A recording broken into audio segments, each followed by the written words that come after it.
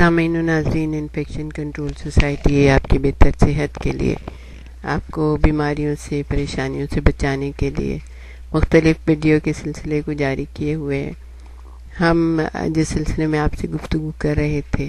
وہ community health ہے کہ کس طرح اپنی کمیونٹی کو ایک ہیلدی کمیونٹی میں تبدیل کیا جا سکتا ہے، کس طرح اپنے رویوں کو بہتر کیا جا سکتا ہے، کس طرح معاشرے میں مثبت تبدیلیاں لائی جا سکتی ہیں، اور اس کے لیے ہر شخص کو اپنا حصہ ادا کرنا ہوتا ہے، اپنا حصہ دینا ہوتا ہے۔ جیسے کہ کسی نے کیا خوب کہا ہے کہ ہم میں سے ہر شخص اپنے حصے کی شمع جلانے کے لیے آیا ہے، اور جو بھی جتنی شمع طاقتور ہوتی ہے اتنے ہی دور تک اس کا اجالا پھیل جاتا ہے۔ تو اگر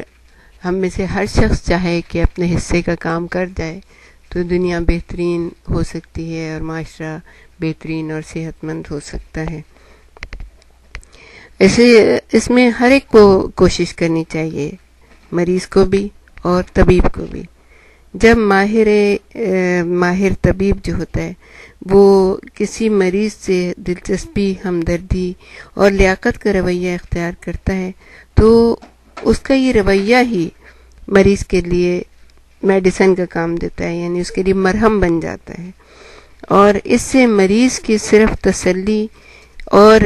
جذبات کے اخراج ہی نہیں ہوتا بلکہ اس پر ڈاکٹر کی ہمدرد اور مشفق شخصیت کا ہمہ گیر اثر بھی پڑتا ہے۔ باہمی مخلصانہ جذبات کی گرمی باہمی تعلقات کو زیادہ مخلصانہ اور قریبی بنا دیتی ہے۔ ڈاکٹر کا ہمدردانہ رویہ جس طرح مریض پر اچھا اثر ڈالتا ہے، اس طرح کے ہمدردانہ اثرات قریبی افراد پر بھی پڑتے ہیں۔ اس کے نتیجے میں قرب و جوار کی فضا مانوس، ہمدردانہ اور فرحت بخش ہو جاتی ہے۔ آج کل دانش مند جو معالج ہوتے ہیں وہ، یعنی کہ دانش مند جو ڈاکٹر ہوتے ہیں یا ماہر نفسیات آپ کہہ لیں، وہ افسردہ مریضوں، خصوصاً اقدامی کو خودکشی کرنے والوں سے خود کو دور نہیں رکھتے، کیونکہ وہ اس کے نقصانات سے واقف ہوتے ہیں۔ جدید تحقیق یہ بات ثابت کرتی ہے کہ جو ڈاکٹرز اپنے بیماروں کی باتوں کو توجہ سے سنتے ہیں وہ ان کا اعتماد حاصل کر لیتے ہیں، اور کسی نے کیا خوب کہا ہے کہ دست طبیب دست شفا ہو جاتا ہے، یعنی ڈاکٹر کا ہاتھ جو ہے وہ صرف ہاتھ ہی مریض کے لیے شفا کا باعث ہو جاتا ہے۔ یہ بات تعجب خیز ہے مگر درست ہے کہ ڈاکٹر کے رویے اور بیماروں میں ان کی دلچسپی کا تاثر جدید آلات طب کے فوائد سے زیادہ ہے۔ مریض یہ چاہتے ہیں کہ انہیں سنا جائے، ان کے سوالات کا جواب دیا جائے اور ان کی تشفی کی جائے۔ جو مریض اپنے معالجوں پر اعتماد کرنے لگتے ہیں وہ پھر پابندی سے علاج کراتے ہیں، کیونکہ وہ بار بار آنا ان کو برا نہیں لگے گا، ان کو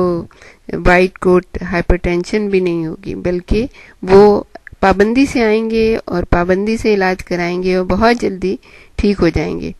جب مریض کو یہ یقین ہو جاتا ہے کہ ڈاکٹر کی اولین خواہش اپنا مفاد نہیں، یعنی وہ اپنا پیسہ نہیں دیکھ رہا بلکہ مریض کی بہتری ہے، تو ان کا اعتبار معالج پر اس قدر ہو جاتا ہے کہ وہ زیادہ